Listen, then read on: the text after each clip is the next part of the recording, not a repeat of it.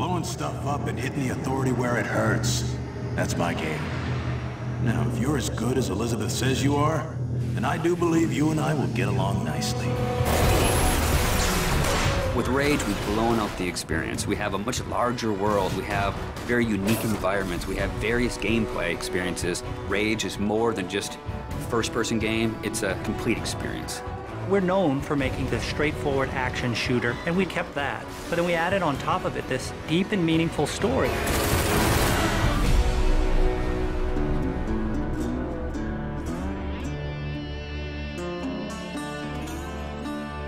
So the story of Rage. We had the setting, we knew we wanted to have it on Earth, then we had to decide how we would destroy the planet. And we actually found that there's a real asteroid, which is called Apophis, which will pass by the planet around 2036.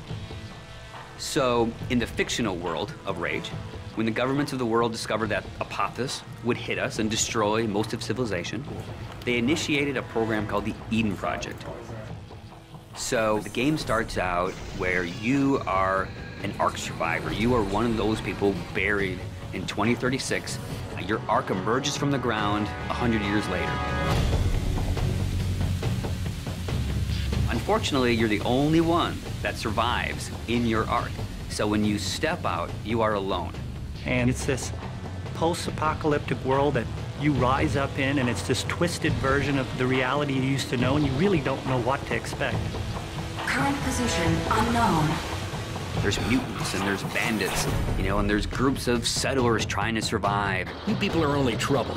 Now be on your way. The world has moved on, and it has its own thing going. We don't give the character a name or a face that's unique to the story. We want the player to jump in and actually add his own identity into that character.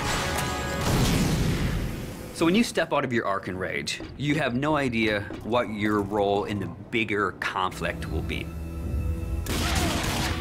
At first, all you are worried about is surviving. And you team up with some settlers, and you're doing some odd jobs.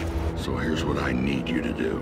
So you're not just going from one area to an airlock to the next area. It is an open world. It's believable in a sense. And it's the story and the characters and the setting that really delivers the gameplay.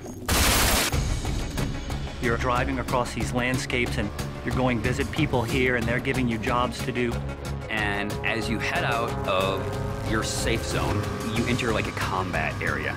So you may find a handful of bandits with rocket launchers mounted on their cars. And as a player, if you wish to engage them, you can. If you wish to try to run and gun and get out of there, you can. Then the story starts unfolding, and you realize that these warring bandit clans, they all occupy a certain area of the wasteland. They own it. They'll attack you if you go in there and you don't look right.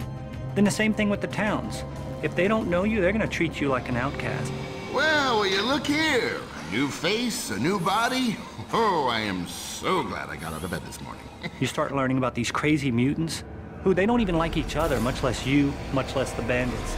And then you learn about this other faction, the Authority, and they start playing a bigger and bigger role in the story. They are trying to control the wasteland and set the direction of mankind.